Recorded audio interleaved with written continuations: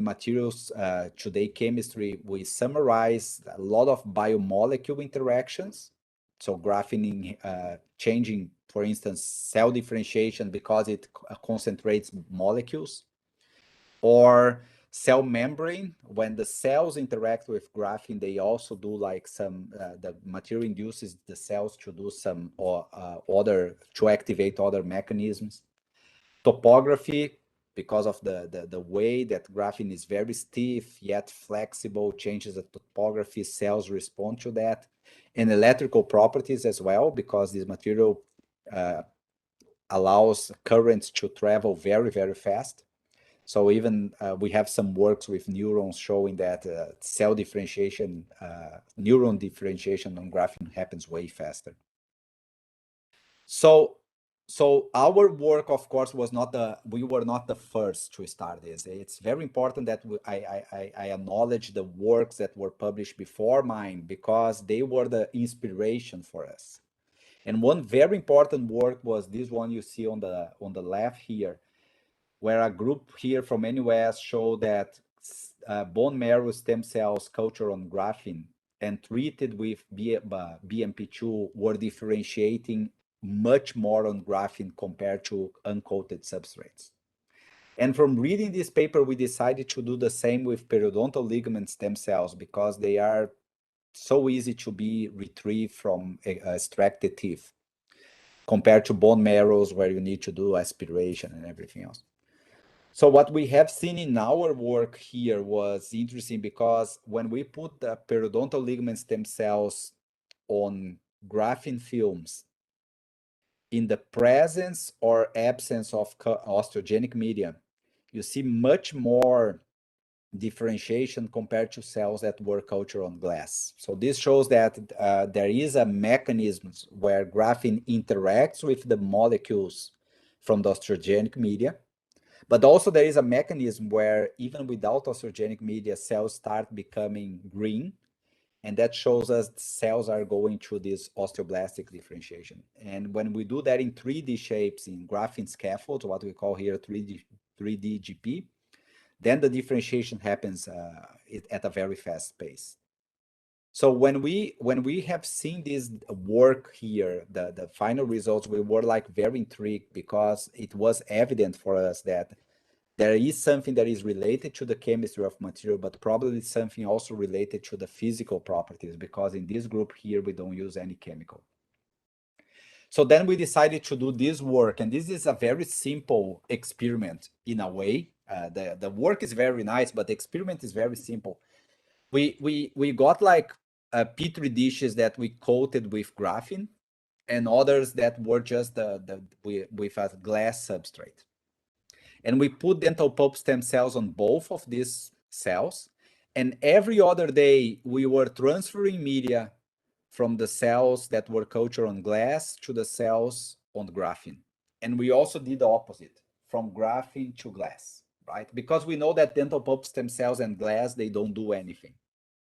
But we were like already suspicious that cells and graphene, they were like stimulated to become osteoblasts. And the results were really, really interesting, because first, what we have seen here is that cells that were cultured on graphene, so this bar here, when we transfer the media from these cells to these cells on glass, the cells on the glass start expressing markers of osteogenic differentiation. So even if you think like OCN is a marker that is really related to osteocalcin, is really related to osteoblastic differentiation, the expression of this gene goes from 1 to almost 3 by just getting the media from graphene and putting on the cells on the glass. So that for us was very interesting, because we were sure like, yes, graphene can do this, because if we just transfer the media cells in the other substrate, also express that. But when we look at other markers of odontoblastic differentiation, the graphene goes down, and when we transfer from graphene to glass, glass also comes down. So that was very, very nice, because stem cells, they can become many types of cells, but they cannot be two cells at the same time, right? So if you get a population of cells and they have higher osteogenic and lower odontogenic, then we know that these cells, they really like becoming osteoblasts. They are in contact with graphene.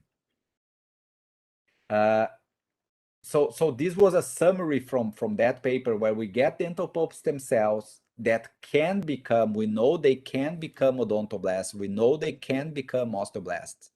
But when they are on graphene, they decide to go for the osteoblast part. So there is clear a potential of graphene to induce osteogenic differentiation without any chemical, without any growth factor or anything.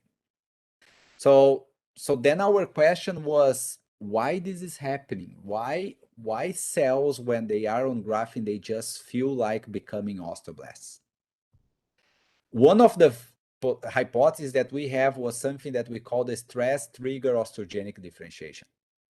So what does that mean? Graphene is extremely stiff. It's like the modulus of elasticity is like 1.2 terapascal. But it's flexible. So that means that the cells can kind of make some exercises on graphene, right? So they attach to this texture. And when they try to move, they need to do a lot of force, but it's flexible, so they still can do it.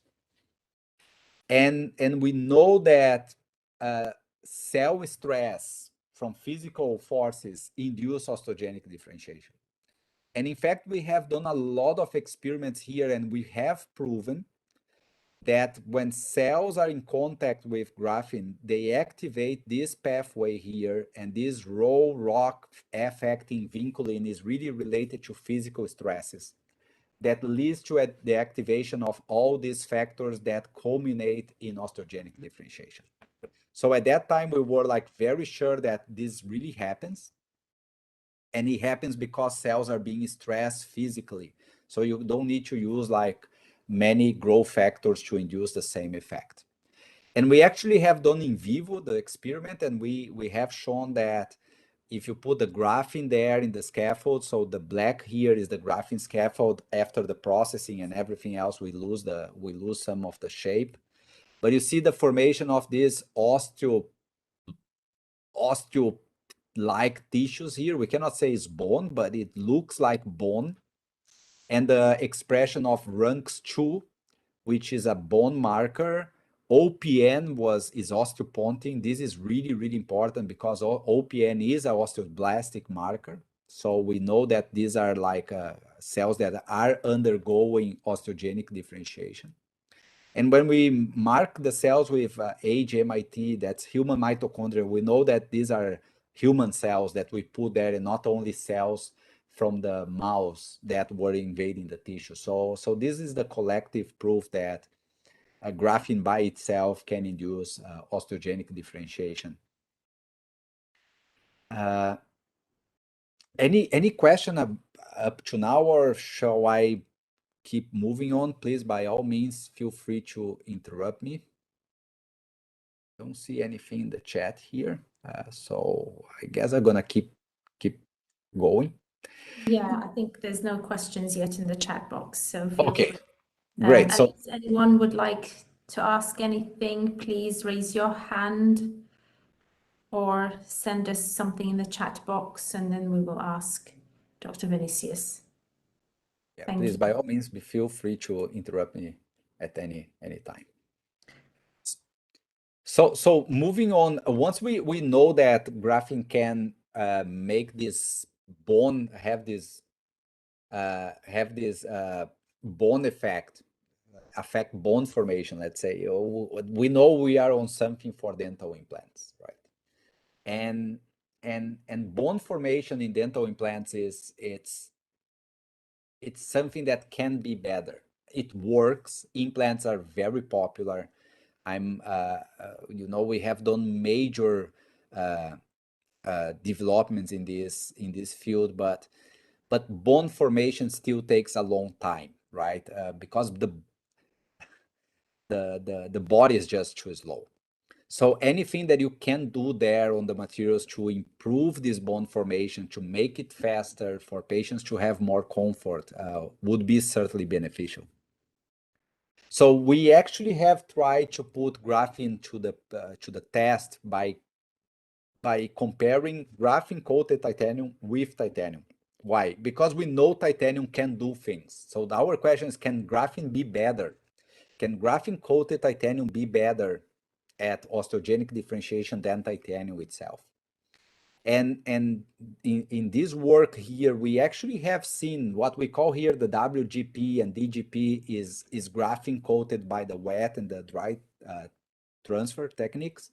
And we have this increase in the differentiation. And these are like, still is like, is genetic markers. So it's an indication, it's not a proof. But we know that there is something going on, that graphene is able to be more aggressive on the bond formation, on the osteogenic differentiation than titanium itself. But this was very, very nice data that we found out. When we measure the number of calcium moles, that means the mineralization, right? Then we can see that there's almost like 50% more calcium deposition on graphene-coated titanium compared to titanium itself. So that was very nice to find out that it's not that graphene can promote osteoblastic differentiation, but it can promote at a faster rate than titanium itself. And our in vivo experiments were kind of mind-blowing at that time, because when we put this in an animal to see, is this really happening? This is the type of bone formation you get. Compared to titanium on the top, you can see the amount of bone that graphene is inducing to be formed on the titanium surface. So we have the measurements, I can't remember now, but I feel this is like a 30-40% more bone on the graphene coated titanium compared to titanium. And this is only after 8 weeks from implantation. So there's a huge amount of bone formation compared to the uncoated material. So if you think about like dental implants, okay, what if you solve the problem of bone formation, and that's very beneficial, but then we know that peri-implantitis affects so many people around the world, right? It's a highly prevalent disease, and we lose so many implants every year because of bacterial colonization, uh, cleaning habits that are not ideal. And even if you try, if you have like bridges, it's complicated to clean and everything else. And looking back for the properties of graphene, we were kind of interested because we know this is a very hydrophobic material.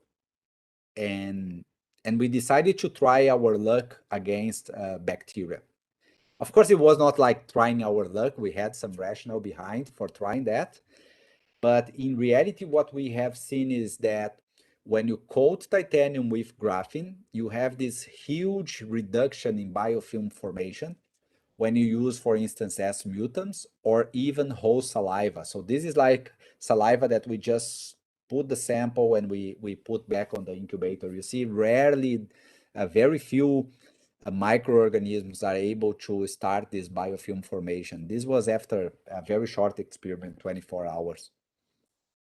But we decided later to go beyond this common bacteria, and we also try with Candida albicans, because this is such a microorganism that is so hard to eradicate, and it's also present, by the way, in diseased implants. And this is what we observe. Once you coat graphene there, you have way less microorganisms, and you rarely have the formation of the hyphae form, right? You can see here in the arrows on the top, the hyphae formation that is very virulent form of Candida, right? But in the graphene, they rarely form because the microenvironment for them was not ready when we decided to make the measurements. And then if you go for other types of bacteria, if fecally S mutants, you see the same. And if you go for the gram-negative bacteria, that is always a big concern. you rarely have the formation of a biofilm. Again, this is I think 24, 48 hours. So how we interpret these results is we are not looking at killing the bacteria here. We are looking at delaying the formation of a biofilm. So then the patient can have the time and opportunity to remove the biofilm. Another thing we noticed was that these biofilms is very easy to wash on graphene. So you need less effort to get rid of the biofilms. So they are less, they are there in lesser volumes, and they are also more easily to be removed. And when we do the quantification, you can see by the bars that it's the biovolume. That means the number of cells, the volume of the biofilms is way lower on all the strains that we have studied. And again, this was for us very important because we tested for the first time the gram-negative bacteria, and 90 to 95% of them are pathogenic, and most several antibiotics fail because they have the arrangement, structural arrangement makes very difficult for the antibiotics to kill them. So avoiding biofilm formation from this type of bacteria was very beneficial. And you can see here from the candida how different is this structure, right? You have this big hyphae on the left that are the virulent form, whereas very few biofilms are able to grow on graphene coated titanium. And most of the results that I showed to you was like 1 day or 2 days of culture. That's the standard in microbiology research. But we decided to go a little bit further, and I would say we went like we have done a very radical approach here, where we actually coated the biofilms for 1 week. And you see, even in 7 days, you start having this mass in the center is because the biofilm start growing in height, and the microscope cannot focus the whole area. So after 7 days, the control was totally coated with biofilms, whereas the graphene coated titanium will still like have many areas that the biofilm still fail to develop. So that was very nice to show that you know, even if you, let's say you have the patient has the chance to clean the implant once in every 7 days, that would be like a radical approach. You still have a better chance to clean the implant compared to the uncoated implant. And how about mixed biofilms? All the work I showed to you so far is like this bacteria, that fungal species, all of them in isolation. But we know that in real life, bacteria, we don't have like one type of bacteria only. And mixed biofilms cause a lot of problems, right? When different types of bacteria come together, they can create very serious disease. And in our case here, we decided to study one of the most deadly mixed biofilms that you can have in the human body. That is the methicillin resistance staphylococcus, the MRSA, and Candida albicans. If you check the numbers for hospitalized infections with this mix of biofilms, the bacteria and the fungal, it's very sad because many people die because of this type of infection. So we use in this work 2 types. We use a clinical strain, we use a methicillin resistant one. So this is extremely hard to treat, and when they are together, the chances of the patients are reduced dramatically. So what we see here is when we coat titanium with this biofilm, after 1 day or 2 days, I can't remember, I'm sorry about the time point, they grow a lot on titanium, and again, very few cells are able to form a biofilm on the graphene substrate. And when you look under the microscope, the difference is just like mind-blowing. the amount of hyphae formation you have on the left on the titanium compared to the right on the graphene is huge. The difference is huge. And then if you look on the right again, you can see that most of the surface is untouched by the biofilm. So we have less interactions, we have less volume, we have less biofilm to treat. So hopefully, if we think about a clinical translation, the patient would have higher chances to have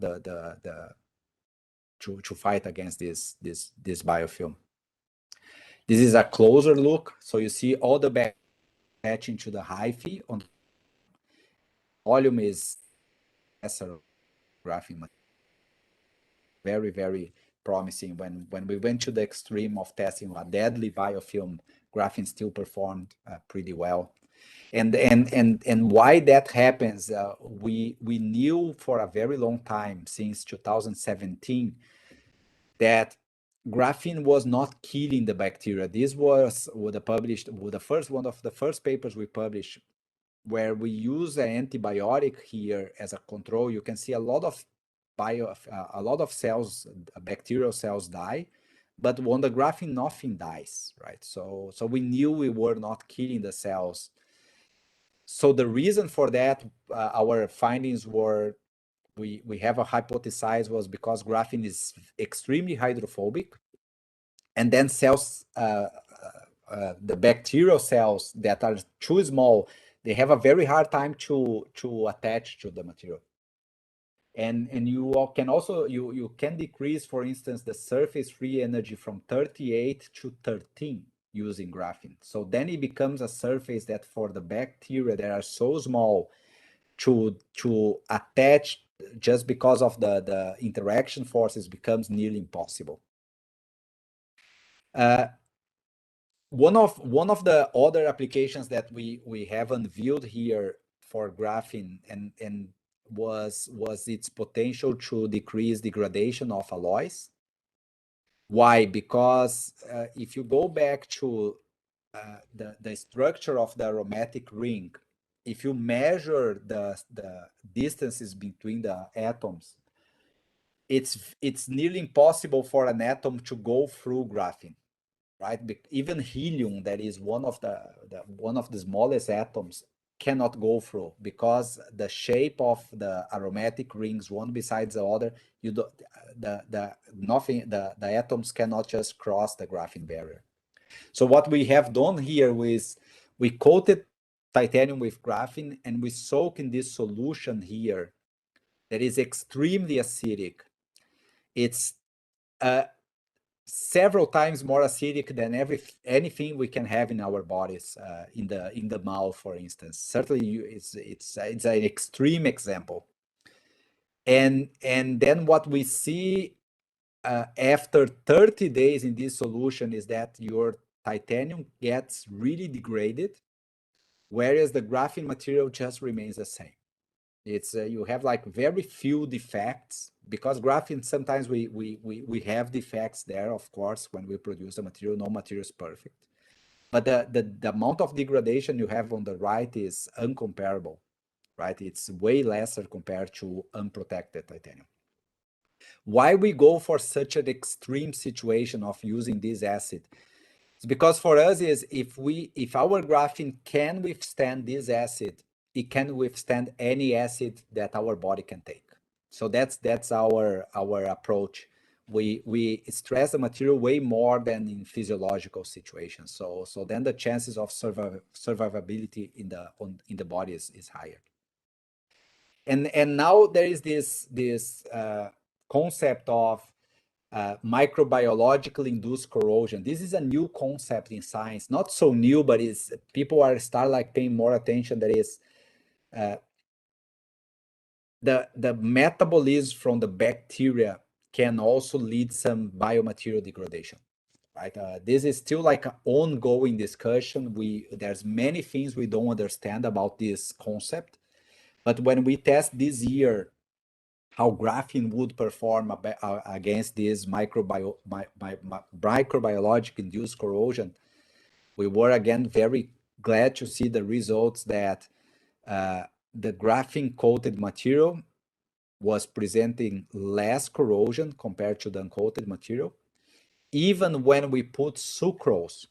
Sucrose is something that these bacteria that we use in this experiment, they like so much, and then their metabolism increases like crazy.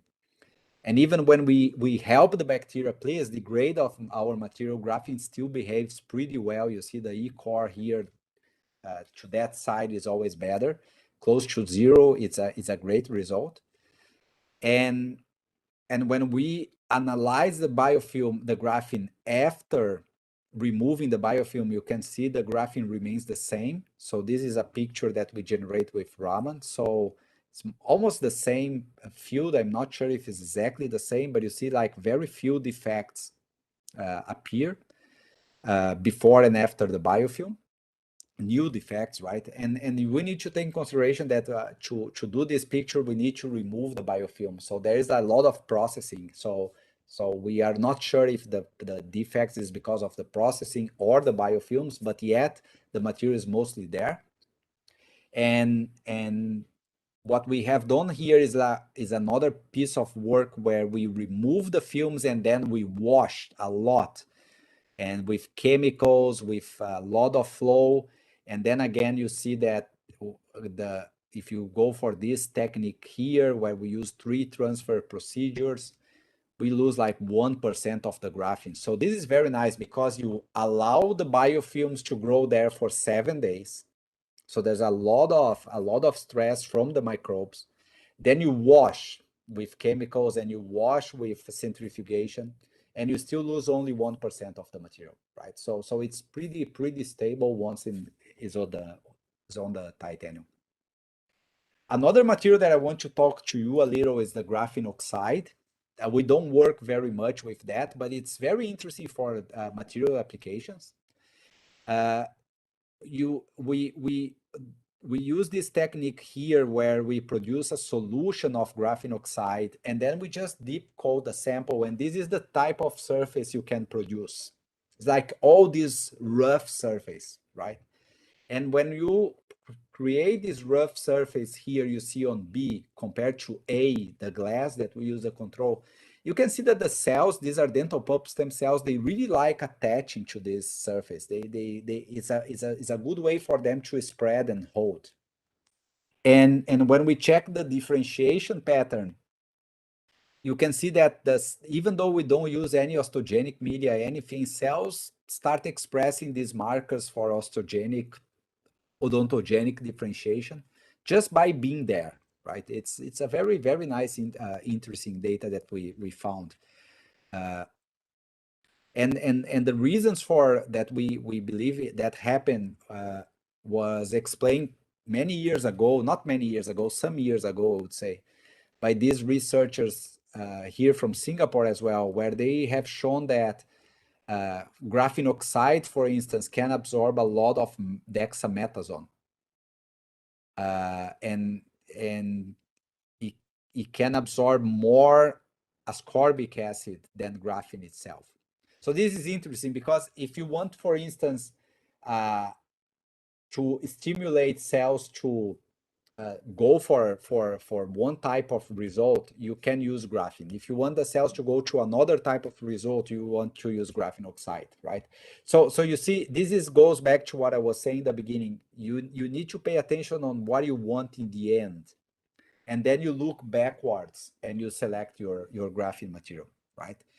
For instance, if in this case, if your objective is to treat cells with ascorbic acid, then graphene is not the best option. Then graphene oxide is the best option.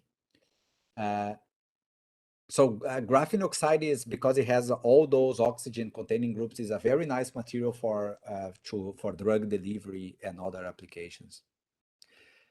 Recently, we also have, this is a paper we are writing now. We try to use graphene nanosheets, if I'm not mistaken, to improve mechanical properties of polymers. So in this work here, I'm gonna flash all the data first.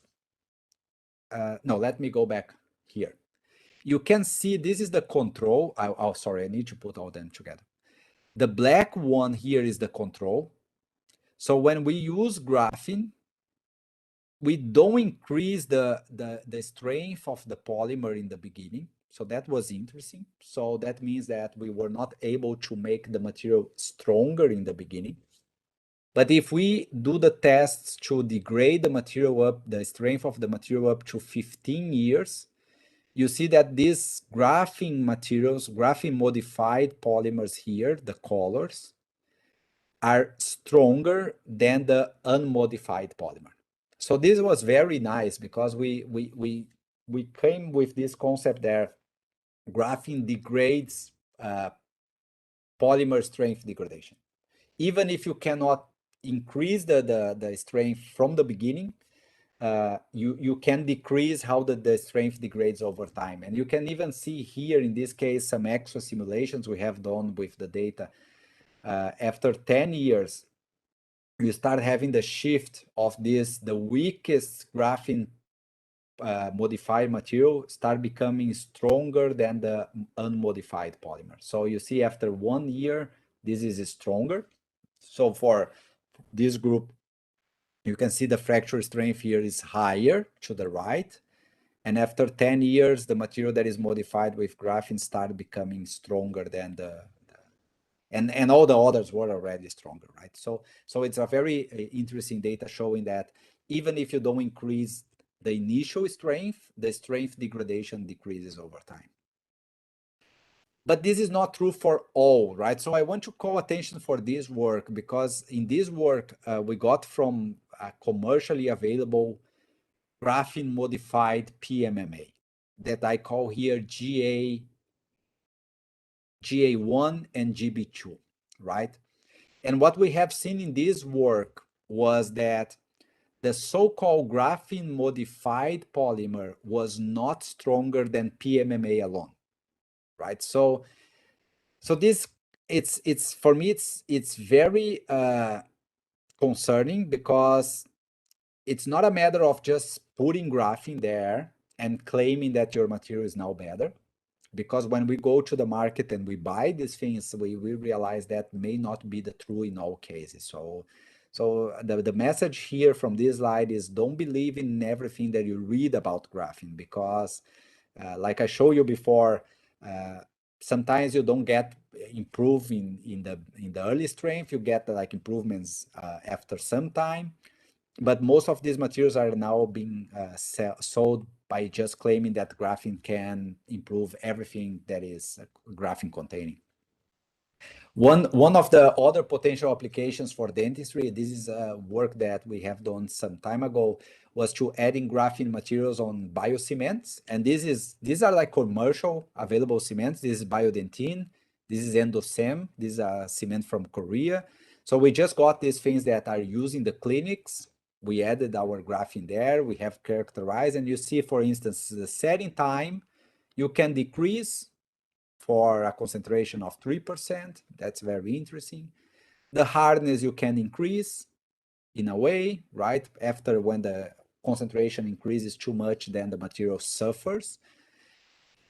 But interesting, the push out bond strength for one of these materials become worse when we added graphene. The biodentine was not affected. So it shows that there is this concentration dependent response, and that's very is expected in materials when we modify them. And as I was talking about that for polymers, you cannot expect that everything will just become better because you just added graphene there. You need to be very careful because some properties can go very wrong, right? Like in this case for the push out.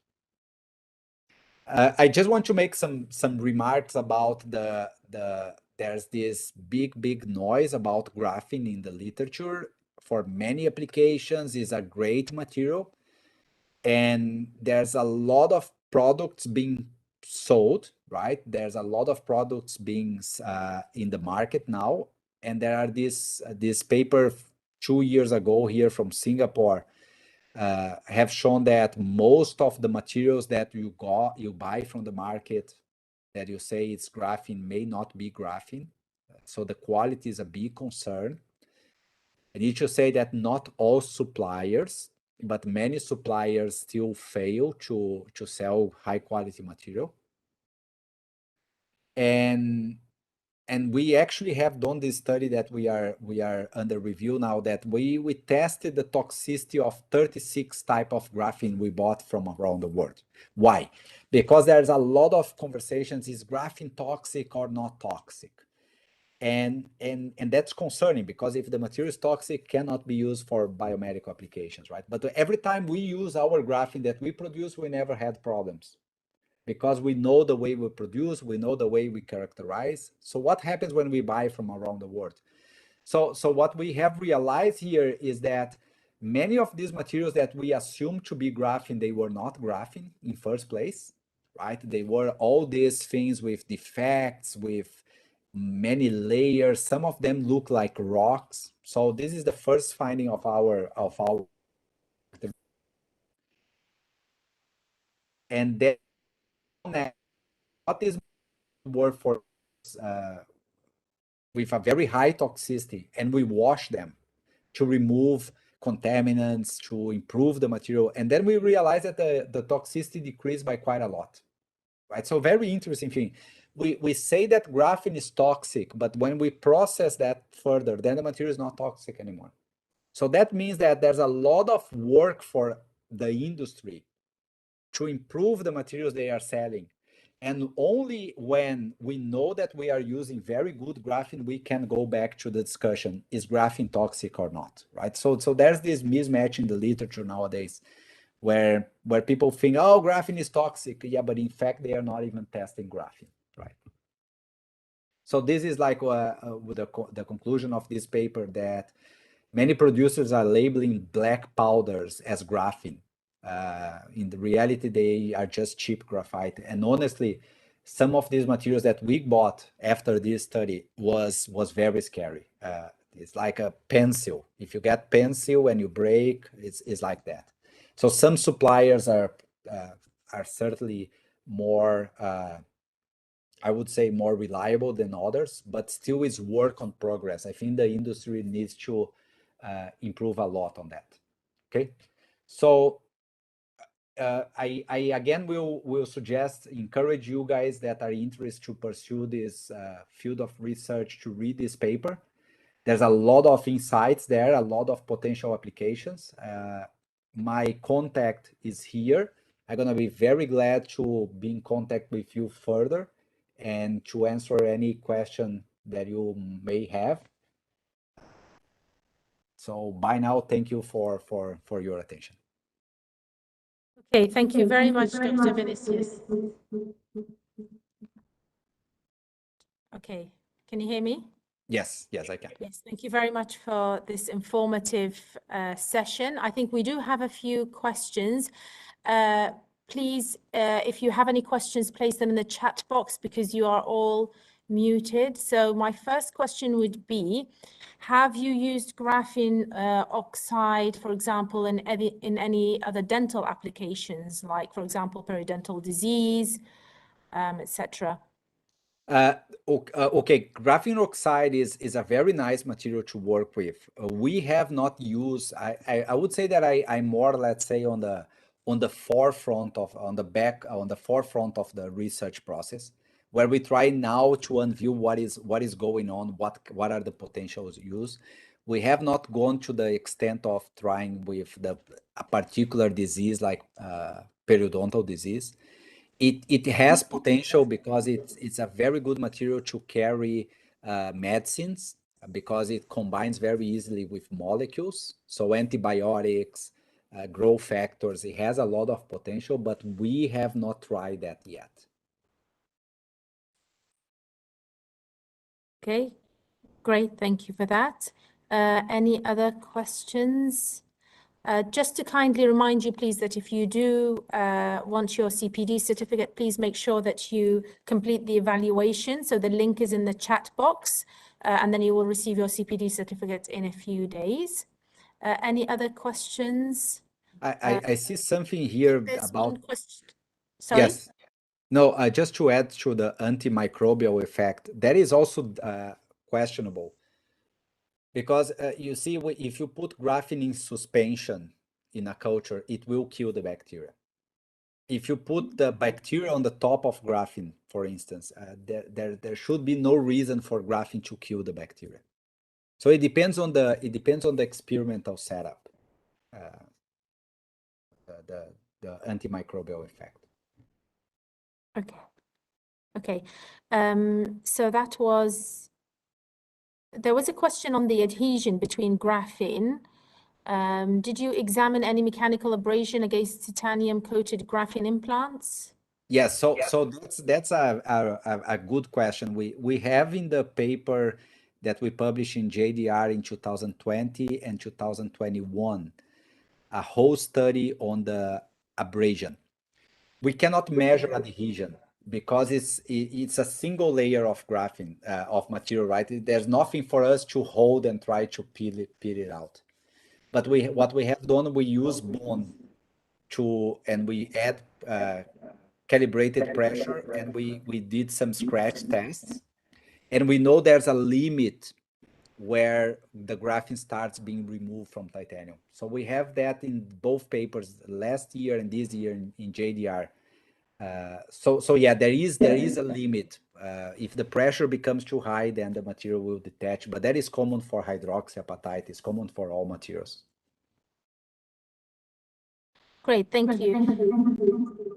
The other question is from Dr. Mohammed. Can we have a graphene spray for crown restorations to get all these advantages on the outer surface of our fillings? That's a nice approach. I think it's unlikely to work because if you think about the grinding, unless you can do that, let's say every hour, I don't know. I don't think that will work. I know some people are trying to say, oh, you can put this coat on over the restoration, and then the biofilms will not grow. But then I assume the patient will be like this for the whole day, because if Yes, sorry, I think the question was for composites. I think it's the same. Okay, for composites, I have another remark. If you go for things like graphene oxide, they are very, very black. So we have our study on polymers. If you add 0.05%, it's no longer white. So then the optical properties are not like ideal anymore. I believe that polymers, adding graphene to polymers is more for industrial applications than for dentistry. I think color will be a challenge that will remain that for as long as you use graphene, you will change the color. Okay, I have one question from the audience, please. I have a question. You did mention that graphene prevents microbiologically induced corrosion. So what about how do we reckon where aggressive microbes proliferate? So what will be the expected corrosion rate of graphene in an environment where aggressive microbes proliferate? Yeah, so let me, maybe I wasn't clear. It doesn't prevent, it resists. So that was our approach. The corrosion is there because we have the control, so we know the corrosion is, but the graphene is not affected. So what we think is you could potentially protect the material underneath, right? There is literature showing that there is this degradation. Part of the oxides that are released may be related to the microbes. So what we are trying that approach is whatever happens in the biofilm will happen. We are not trying to modulate the biofilm. What we are trying to do is to protect the biomaterial from the degradation.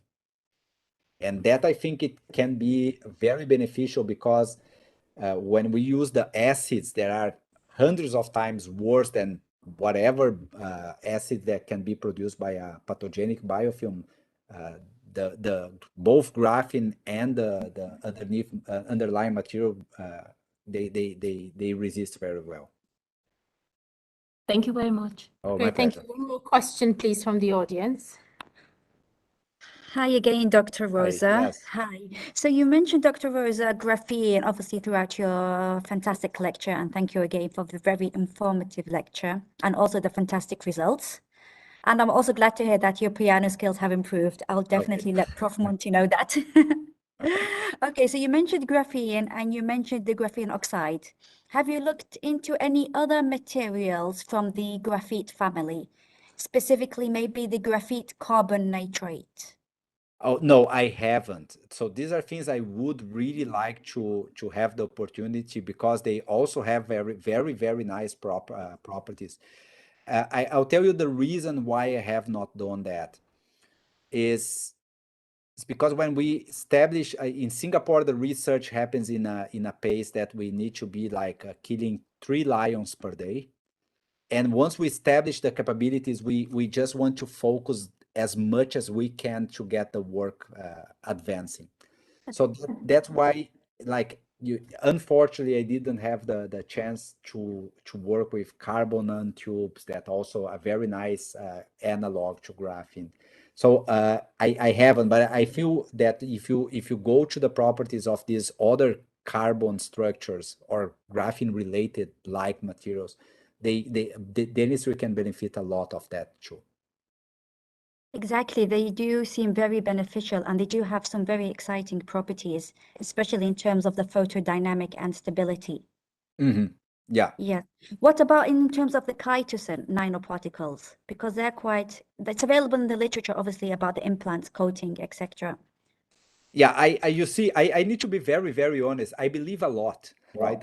Even though I work with one material that is totally inorganic, I need to acknowledge that organic materials may have even a shorter route for the clinical application.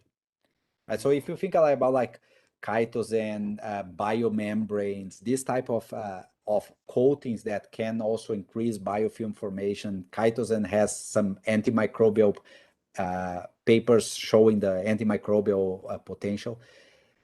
I believe in that.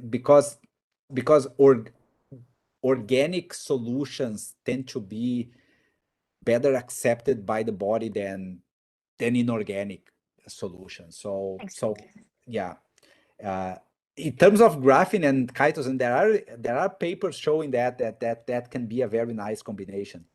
But I certainly vouch for organic solutions, even though I have done the last 10 years in let's say in an inorganic one, right? Yes. Organic. Organic, yes. Thank you so much. That's great. Great. Well, thank you very much for your time, Dr. Vinicius. That was very informative, and I'd like to thank the audience here in the lecture theatre for attending and their questions, and would like to thank the audience as well online and remind you kindly to access the link for the evaluation, because your feedback is quite important to us, and then you will receive your CPD certificate in a few days. And just to remind you as well that we have more courses available on the CPD Qatar University website if you'd like to explore that and register for that. And on behalf of Qatar University, Professor Monty Dugal, we thank you very much again, Dr. Vinicius. Thank you. Thank you very much. Thank you. Prof. Monty does extend his apology. Prof. Monty does extend his apology for not attending due to other commitments. Yeah. So Yes, he's actually, yes. yeah, Thank you please so let much. Monty know that my piano skills they improved, and that I know he misses the Chinese takeaway more than me because I can I eat. will definitely get that message across. Okay. Definitely. Thank you so much again for your time today. Thank you very much. Bye bye. Thank you. Thank you very much. Thank you all. Bye Take bye. care. Thank you. Bye-bye. Thank you everyone for attending. My group, PBL, give me